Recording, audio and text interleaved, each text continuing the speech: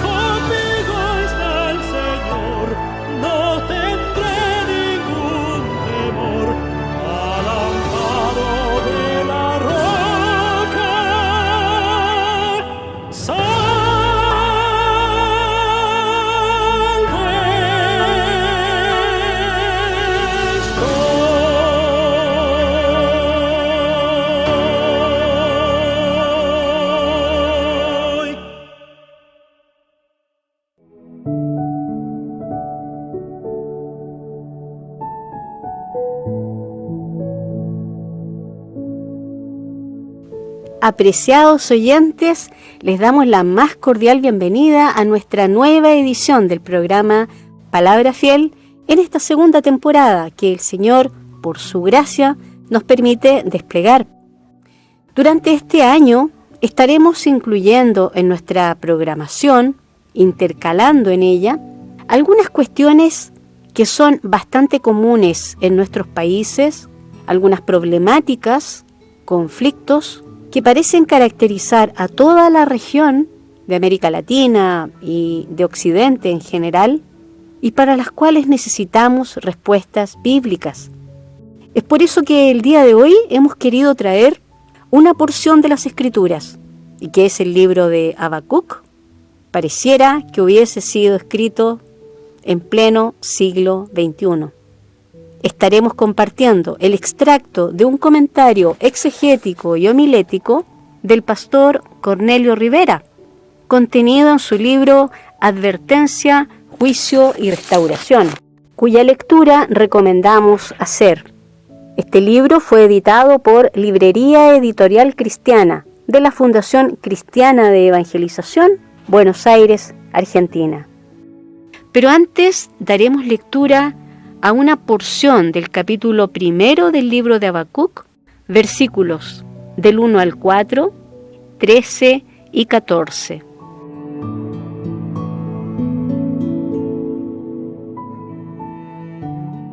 La carga que vio Habacuc profeta. ¿Hasta cuándo, oh Jehová?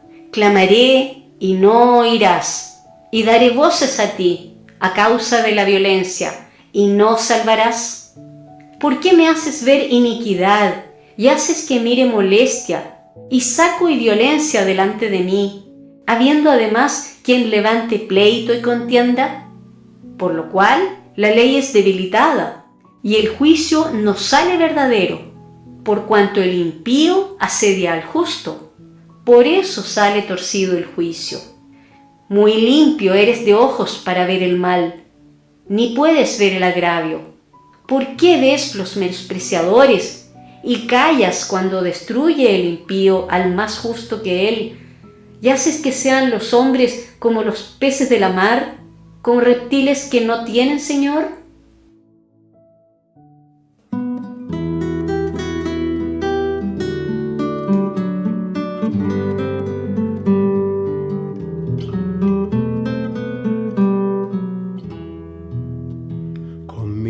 Clamé a Jehová y él me respondió. Con mi voz clamé a Jehová, con mi voz clamé a Jehová y él me respondió. Con mi voz clamé a Jehová, me respondió desde su santo monte.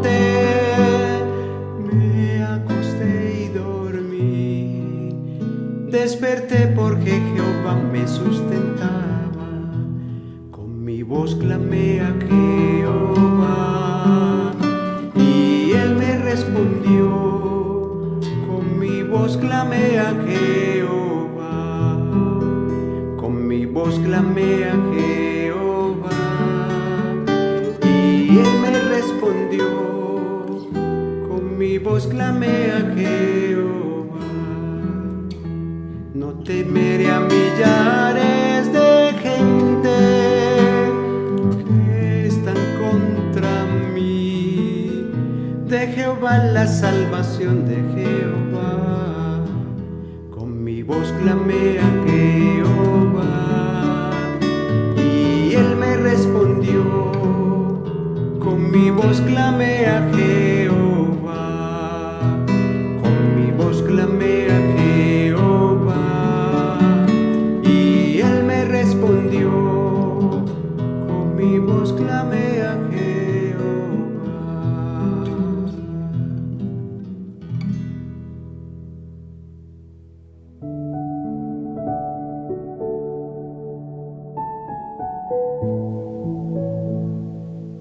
Habacuc tomó la iniciativa en comenzar una conversación con Dios, aunque el inicio del diálogo fue en forma de queja, a raíz de las lamentables condiciones que se estaban viviendo en Judá. En el desarrollo de esa conversación, se puede ver que el interés de Habacuc iba más allá de las dificultades y de su efecto en la población. Esto tocaba también la incongruente situación de que la ley de Jehová estuviese siendo violada, sin que él, aunque consciente de la transgresión, no hiciera nada para corregirla o ejecutar justicia. El problema para Habacuc era el aparente silencio divino. Esto, para Habacuc, se complicaba al haber él ya por cierto tiempo estado clamando a Dios para que interviniera. Es esa situación la que le hace ahora preguntar ¿hasta cuándo? Es evidente según los versículos 1 y 2 del libro de Habacuc, que el profeta está agobiado por la situación social en su país, lo cual viene a complicarse cuando, habiendo clamado a Dios, no ha recibido respuesta de parte de Él. El hecho de preguntar ¿hasta cuándo? Da a conocer que Habacuc había estado dirigiéndose a Dios ya por algún tiempo, pero que no había obtenido respuesta. Esto ocasiona que el tono del profeta con sus preguntas sea uno de queja. Pero se hace necesario observar que inicialmente, cuando él se percató de la forma corrupta bajo la que el pueblo estaba funcionando, su reacción fue ir ante Dios para buscar solución y respuesta. Evidentemente, su clamor inicial fue uno con el que habría solicitado la ayuda e intervención divina para interrumpir el curso de deterioro que la sociedad había tomado con la violencia que prevalecía. Si el ministerio de Habacuc se desarrolló en los primeros años de Joacim, las acusaciones de Jeremías de la maldad que el pueblo practicaba, hurtando, matando, adulterando, jurando en falso, amplían la situación de violencia que tenía afligido a Habacuc. En la zozobra de aquella situación, el profeta buscó a Jehová y clamó a él.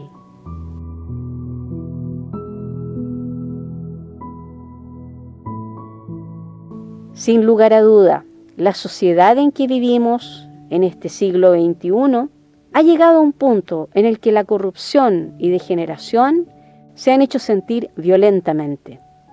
Mientras que la experiencia de Habacuc se limitó a los sucesos en Judá, en nuestra época, con el avance tecnológico de los medios de comunicación, la mayoría podemos percatarnos que el decaimiento de la sociedad es universal.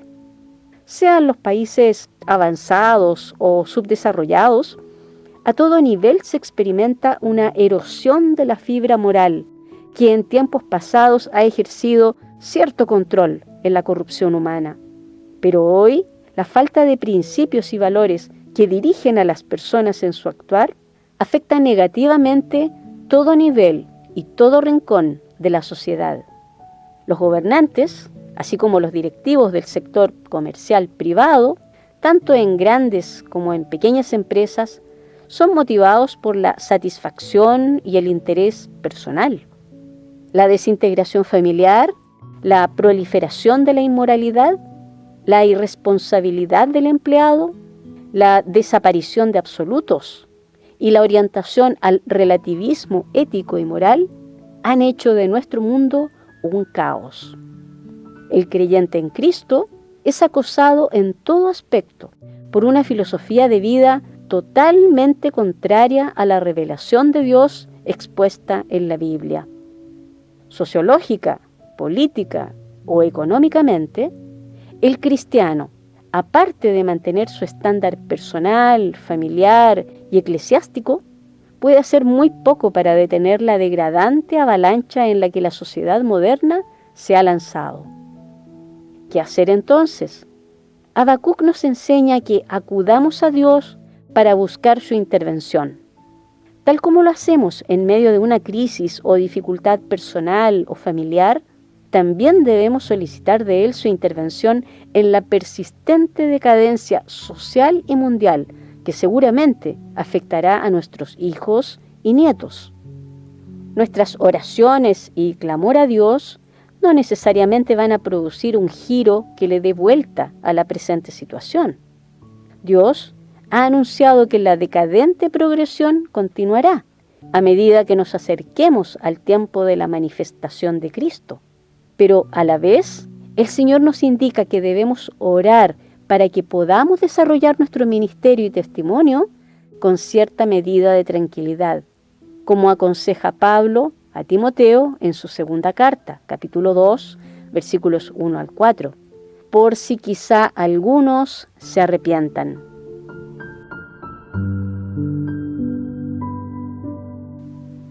¿Cuánto tiempo había ya clamado Habacuc? Es difícil saber, pero sabemos que el período de deterioro final de la nación de Judá comenzó desde la muerte de Josías en el año 609 Y si Habacuc escribió inmediatamente antes de la primera incursión babilónica, en el año 605, el profeta había estado solicitando la intervención divina por lo menos por 3 años.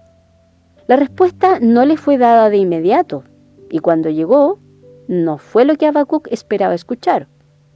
En verdad, la fe del profeta estaba siendo probada. ¿Acaso no sucede así con el creyente también hoy?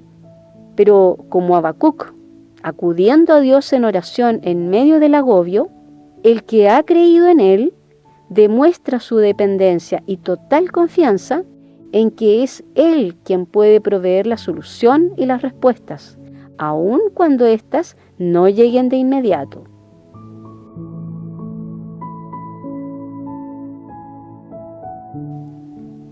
Mientras que la pregunta del versículo previo es ¿hasta cuándo?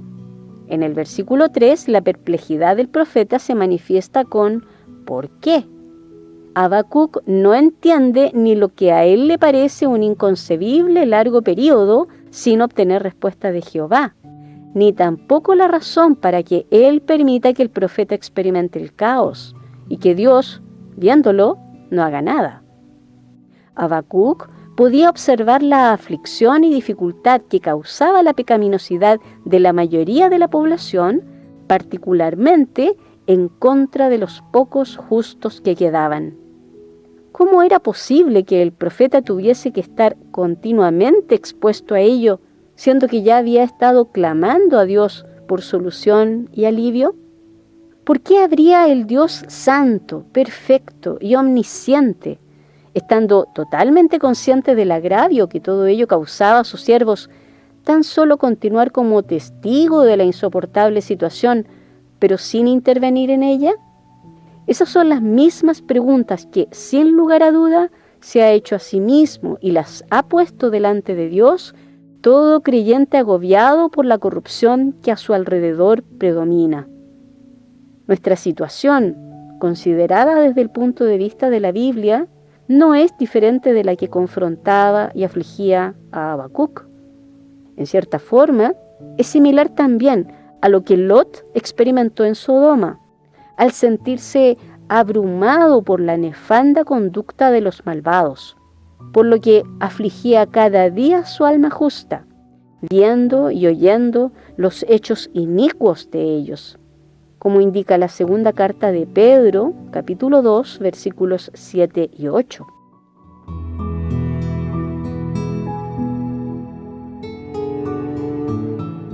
La presencia de una abierta y continua pecaminosidad en la comunidad o en la sociedad en general es extremadamente difícil para el verdadero creyente soportar, en cualquier época que sea. Además, se hace totalmente incomprensible ver que esto se perpetúe sin que la intervención divina se manifieste para ponerle fin. El que Dios permita la continuidad del pecado alrededor nuestro y que el que lo practica permanezca impune, da lugar a que los efectos de esa pecaminosidad se hagan manifiestos y patentemente notorios con su malevolencia. Habacuc mencionó que el robo y la violencia eran como que si se hubiesen convertido en una perpetua característica de la sociedad, siempre a la vista e imposible de ignorar. Consecuentemente, la discordia también hace su permanente aparición en el pleito y contienda que surgen entre la población. Un somero repaso de lo que personalmente podemos observar en nuestra localidad, así como de lo que la prensa reporta de los sucesos mundiales, nos deja saber que las cosas que agobiaban a Habacuc y por las cuales se quejó, están presentes con nosotros hoy. No solo vemos la aflicción y el agravio, el robo y la violencia, el pleito y la contienda, que el profeta específicamente mencionó. También sentimos el efecto de todo lo que el Señor Jesús dijo que contamina al hombre y que sale del corazón humano, como expresa Mateo en el capítulo 7, en los versículos 21 y 22. Es precisamente cuando estas cosas producen su dañino efecto en nosotros y que pesadamente nos agobian, que se nos hace difícil comprender su razón y nos preguntamos el por qué es que Dios las permite. Por tanto, la experiencia personal de Job, como lo que Habacuc confrontó y que afectó a todo justo que quedaba en Judá, nos enseñan que el hombre no tiene el derecho de preguntar a Dios el porqué de las cosas. En ambos casos, la respuesta de Dios indica que detrás de todo lo que Él causa o permite está la realización de su plan. Si hay alguien quien no tenía por qué sufrir la violencia y los efectos de una actitud pecaminosa contra él, era el Señor Jesucristo. Sin embargo, en los Evangelios varias veces se hace uso de la expresión «es necesario», para indicar que, como parte del plan divino, hay sucesos que tendrán que ocurrir.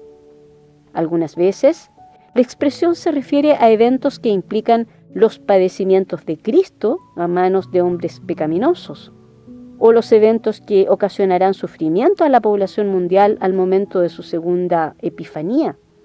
Asimismo, Pablo, habiendo sufrido violencia en Listra, confirmó a los creyentes en aquel lugar la necesidad divinamente impuesta de padecer muchas tribulaciones en la trayectoria hacia la realización del gozo del reino de Dios, como queda registrado en el libro de los Hechos, capítulo 14, versículo 22. A la vez, Pedro manifiesta el designio divino de que los creyentes, aunque viviendo piadosamente, han sido también llamados al padecimiento. El creyente entonces, en el agobio del pecado que le rodea, o aún en el sufrimiento de circunstancias que personalmente son difíciles de controlar, debe acudir al Padre, no quejándose ni intentando encontrar respuesta al porqué de la dificultad, sino que solicitando fortalecimiento y paciencia.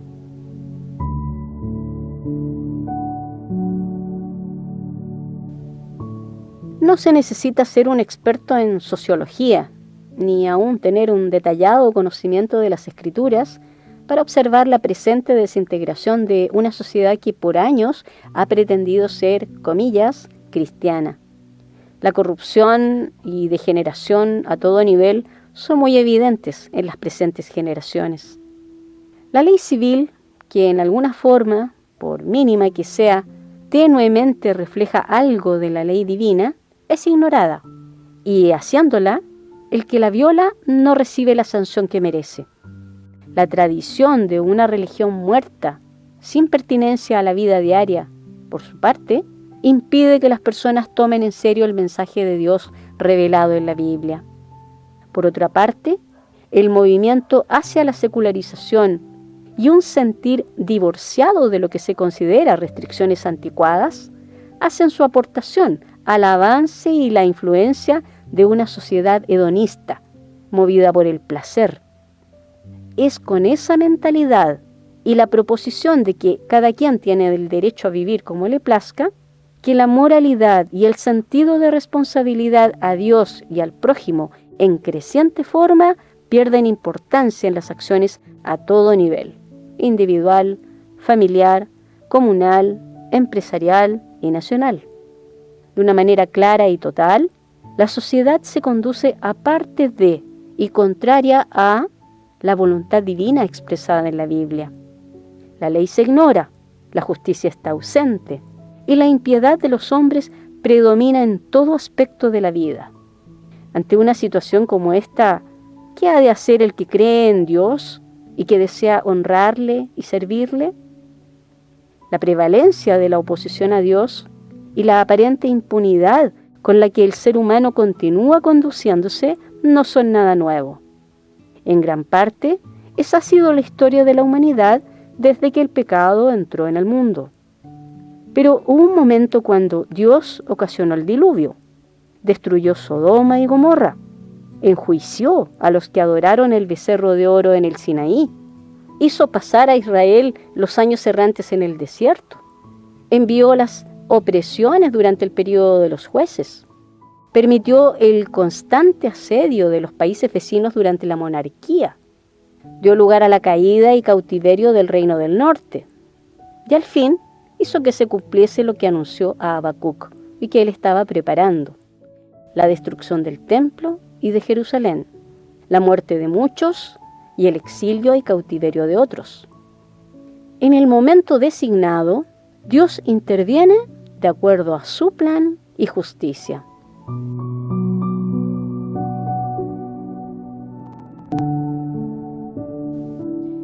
En cada periodo de la historia hay unos cuantos que reconocen la primacía del Dios de la Biblia, y se puede decir de ellos que no han doblado su rodilla a Baal.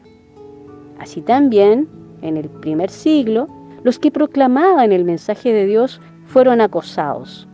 Por un lado, por los judíos que rehusaban la revelación de Dios en el Mesías, y por el otro, por el mundo greco-romano, con su idolatría y conceptos opuestos a las enseñanzas de Jesús y sus apóstoles. Ambas presiones y puntos de vista llegaron a ejercer alguna influencia aún sobre los que habían expresado confianza en el Evangelio. Las epístolas a los Gálatas y a los Corintios son ejemplos de esto. Pero en vez de desesperación ante tan grande oposición, Pablo, aferrado a la revelación de Dios, persistió en declarar la verdad y mantener la distinción entre lo que es de Dios, a lo cual había sido llamado, y lo que es del hombre, y que acarrea sus consecuencias. En toda circunstancia, por difícil que fuese, el apóstol y sus compañeros de milicia demostraron no estar desesperados, sino seguros de que, aunque el sufrimiento presente les afectase hasta la muerte, en la resurrección gozarían del beneficio de su bendición y presencia. Cuando agobiados por lo que pareciera la impune trayectoria con la que el mundo pareciera continuar su curso, y lo que pensamos es la ausencia de la justicia divina nos sorprenda, acudamos al Señor con persistencia, dando siempre a conocer su verdad en palabra y en conducta. Aunque estamos en el mundo y físicamente somos parte de la sociedad en la que vivimos, y aunque hemos de sufrir las acechanzas de ese mundo, no pertenecemos al mundo. Por lo tanto, no nos desesperamos. Más bien, nos acercamos confiadamente al trono de la gracia para alcanzar misericordia y hallar gracia para el oportuno socorro, como hallamos en Hebreos 4:16, que es la convicción que nos entrega el libro a los Hebreos, capítulo 4, versículo 16. Y esperamos, según sus promesas, cielos nuevos y tierra nueva, en los cuales mora la justicia. Segunda de Pedro, capítulo 3, versículo 13.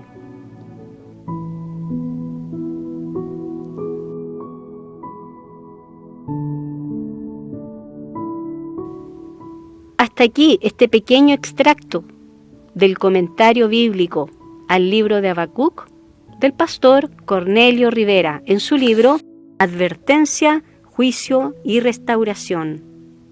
El Señor nos dé entendimiento, una cabal comprensión para escudriñar lo que son nuestros tiempos en nuestras naciones, en nuestras ciudades, para que tengamos una cabal comprensión del mal que se acrecienta y de la firmeza en la fe que el Hijo de Dios requiere tener.